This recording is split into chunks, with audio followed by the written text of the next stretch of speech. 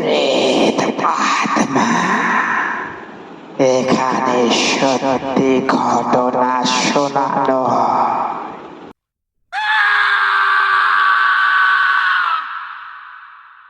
Hello friends, আশা করি সবাই খুব ভালো আছো। আমি বাবান আবারও চলে এলাম নতুন একটা সত্য ঘটনা নিয়ে। তো ঘটনাটা বলার আগে তোমাদেরকে কিছু কথা বলতে চাইছি। আমার এই নতুন আইডিটা মানে নতুন চ্যানেল প্রেত আত্মা, সবাই একটু সাবস্ক্রাইব করে দেবে অবশ্যই চ্যানেলটাকে, সবাই লাইক শেয়ার অবশ্যই করে দিও। আর আমার হোয়াটসঅ্যাপ নাম্বার দেওয়াই রয়েছে, যারা যারা গল্প পাঠাতে ইচ্ছুক তারা প্রত্যেকে যে রকমেরই হোক ভৌতিক ঘটনা যাদের সাথে হয়েছে তারা অবশ্যই শেয়ার করতে পারো আমার এই হোয়াটসঅ্যাপ নাম্বারে। তো বেশি কথা বাড়াবো না, সরাসরি আমরা ঘটনাতে চলে যাব। যে ঘটনাটা তোমাদেরকে এখন বলতে যাচ্ছি সেই ঘটনাটা ঘটেছিল আজ থেকে প্রায় 15 বছর আগে, বা 10 বছর মতো হবে, 15 বছর 10 বছরের মতো আগে আমার নিজের সাথেই ঘটেছিল। আর এই ঘটনাটা এটা বলছি, জায়গার নামটা হচ্ছে বারুইপুর, আমার নিজের সাথেই ঘটেছিল। তো সরাসরি ঘটনায় চলে যাচ্ছি। তো আজ থেকে 10 বছর আগেকারের ঘটনা। আমি যে সময়ে একটা পেন্টিং লাইনে কাজ করতাম, তো কাজের ক্ষেত্রে ওভারটাইম কাজ হতো, বন্ধুবান্ধব মিলে থাকতাম। আর ঘটনাটা ঘটেছিল ঠান্ডার সময়, শীতকালে ডিসেম্বর মাসে, তখন খুবই ঠান্ডা। এবার রাত্রিবেলায় কারখানায় সবাই মিলে শুয়ে পড়বো, ওখানেই কাজকর্ম করতাম। তো রাতে কাজকর্ম শেষ করে শুতে শুতে প্রায় 1টা থেকে 1:30টা বেজে গেছিলো। আমাদের দুটো বন্ধু কারখানার ঘরে ঘুমাচ্ছিল, আর আমি আর একটা বন্ধু আমাদের কারখানার বারান্দায় ঘুমাচ্ছিলাম। তো ঘুমিয়েই পড়েছি। যখন রাত 2:30, তখন দেখলাম আমার ঘুমটা হুট করে ভেঙে গেল।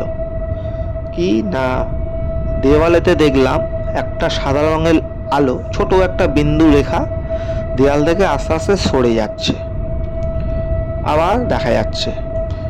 তো আমি ভাবলাম আরও ঘুমের ঘোরে হয়তো ভুলভাল কিছু দেখেছি, কিন্তু না, ভালো করে চোখটা রগড়ালাম, রগড়ে দেখলাম, আবার দেখি সেই একই দৃশ্য আমার চোখে ভাসলো। তো এবার আমি সঙ্গে সঙ্গে কারখানা আমার পাশে যে বন্ধুটা ছিল তাকে ডাকলাম। সে আমাকে বলছে যে ওইসব কিছু না বাবান, তুমি ঘুমিয়ে পড়ো, তো ওইসব বেকার, ছাড়ো। সব ফোনের লাইটের চার্জার সেই থাকতো না, ভেবেছিলাম সেই জিনিসটা হয়তো। তো এবার কি করব, ঠিক আছে ঘুমিয়েই পড়ি বলে চোখটা বন্ধ করেছি। তার ঠিক 5 থেকে 7 মিনিট পরে খুব বিচ্ছিরি একটা শব্দ হলো, দুমদাম করে শব্দ হলো। কি না, কারখানার ঘরের মধ্যে যে রঙের কৌটোগুলো ছিল সেইগুলো পড়ার শব্দ হলো। তো সেই শব্দে আমি আর আমার যে বন্ধুটা বাইরে শুয়েছিলাম, ঘুমটা ভেঙে গেছিল। তখন তো আমি তো ঘুমাইনি, ওই বন্ধুটা একটু ঘুমিয়ে পড়েছিল। আর কারখানার ভিতরে যে দুটো প্রাণী ঘুমাচ্ছিল তারা কিন্তু অগরে ঘুমাচ্ছে। তো আমি বললাম যে এরকম কি ব্যাপার, এরকম শব্দ হলো? তখন বন্ধুরা বললো শুয়ে থাকো, তো বেকার ওইসব ভেবে কি হবে, ওই ইঁদুর ফিঁদুর গেছে হয়তো, যার জন্য আর কি রঙের কৌটোগুলো পড়েছে, কালকে সকালে দেখে নেবো, কোনো ঘুমিয়ে পড়ো। আমি বলছি না, এরমভাবে ঘুমালে হয়, দেখি কি হলো। বলে সঙ্গে সঙ্গে আমি উঠলাম, উঠে কারখানার লাইটটা জ্বালালাম। জ্বালাতে দেখলাম যে কোথাও কোনো কিছুর শব্দ হয়েছে ঠিক কথা, কিন্তু কোনো জিনিস কোনো জায়গায় পড়েনি। যেমনকার জিনিস রঙের কৌটোগুলো তেমনই সাজানো। তাহলে শব্দটা তাহলে কি ভুল শুনলাম? এটা নিয়ে একটু ভাবলাম। তো বন্ধুরা বললাম না কোনো কিছু নয়, ও বেকার, বাদ দাও, ছাড়ো, বলে শুয়ে পড়ে আছি। যখন বাজে রাত্রির 3:15-20, ভালোই চোখটা লেগে গেছিলো।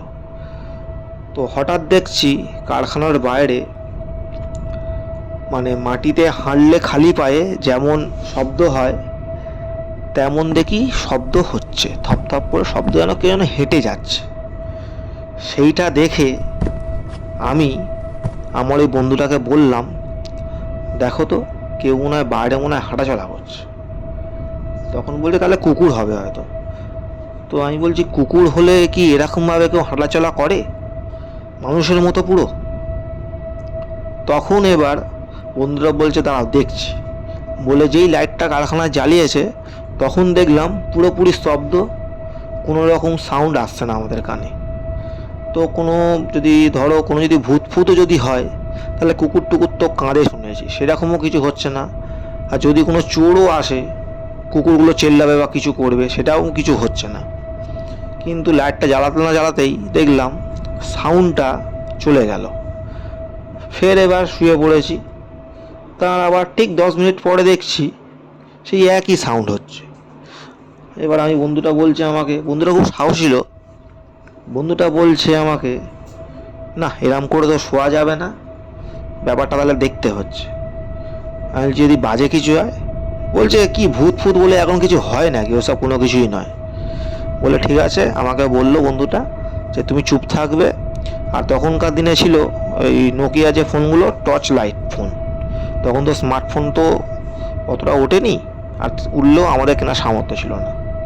তো আমার সেই বন্ধুটা আস্তে করে কারখানার দরজাটা খুললো, আর কারখানার ভিতরে একটা লাঠি ছিল। আমাকে বললো, আমার তুমি টর্চটা মারবে, হ্যাঁ তুই পিছনে থাক আমি সামনে। বলেই সঙ্গে সঙ্গে পায়ের শব্দটা তখন হচ্ছিল না, বন্ধ হয়ে গেছিলো। কারখানার দরজা খুলে আমার বন্ধুটা কারখানা থেকে খুব জোরে লাফ দিয়ে উঠোনে নেমেছে। নেমে আমিও নেমেছি, নেমে টর্চ মেরে দেখছি কোথাও কেউ নেই। সামনে হঠাৎ একটা সাউন্ড এলো, বিচ্ছিরি একটা সাউন্ড এলো, মানে কোনো কিছু একটা কান্নার শব্দ, হালকা ঈষৎ।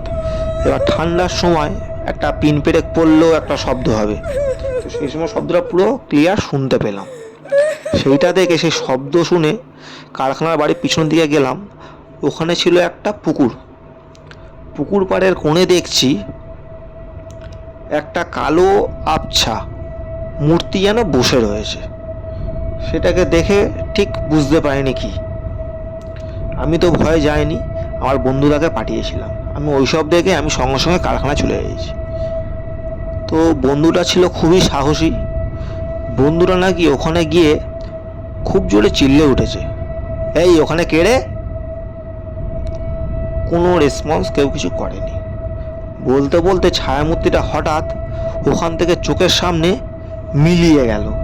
সেই দেখে বন্ধুটা উ বাবা গো, উ বাবা গো, উ বাবা গো করতে করতে কারখানায় এসে ঢুকে পড়েছে।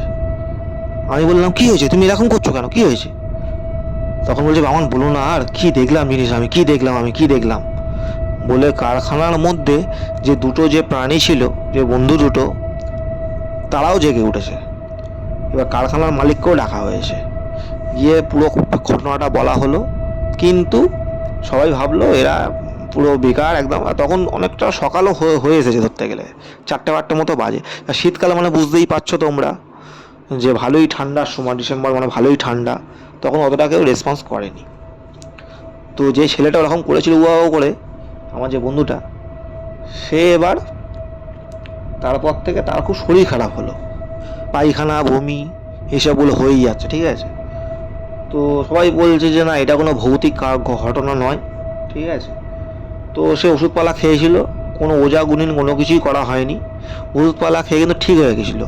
কিন্তু ছেলেটার মনের মধ্যে একটা ভয় তখন থেকে কাজ করলো, মানে ভয় কী জিনিস, মানে ভূত কী জিনিস।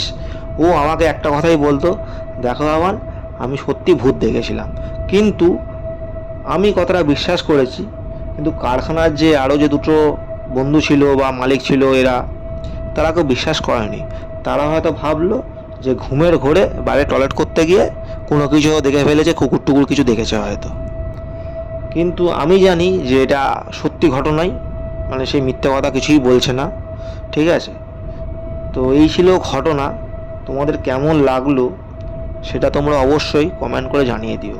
এরকম কিছু কিছু ঘটনা ঘটেছে, সেগুলো সমস্ত কিছুই তোমার সাথে আলোচনা করব, আস্তে আস্তে সব কিছুই করব। তোমরা অবশ্যই আমাকে ঘটনা পাঠাতে পারো, আমার ওই নাম্বারে দেওয়াই রয়েছে। সবাই খুব ভালো থেকো, সুস্থ থেকো। হ্যাঁ, আর একটা কথা বলছি, প্রতি বৃহস্পতিবার আর শনিবার তোমাদের সাথে এরকম নতুন কিছু ঘটনা নিয়ে তোমাদেরকে তুলে ধরবো। আশা করি তোমাদের সবার খুব ভালো লাগবে। তো এখন যে ঘটনাটা আমি রেকর্ডিং করছি, এখন রাত্রির প্রায় 12টা বেজে গেছে। ঘরের মধ্যে আমি একা, এখন এই মুহূর্তে। যাই হোক, তো তোমরা সবাই ভালো থেকো, আর এই গল্পগুলো শোনার সময় অবশ্যই কানে হেডফোনটা ইউজ করলে তোমাদের শুনতে ভালো লাগবে। টাটা, গুড নাইট, শুভরাত্রি।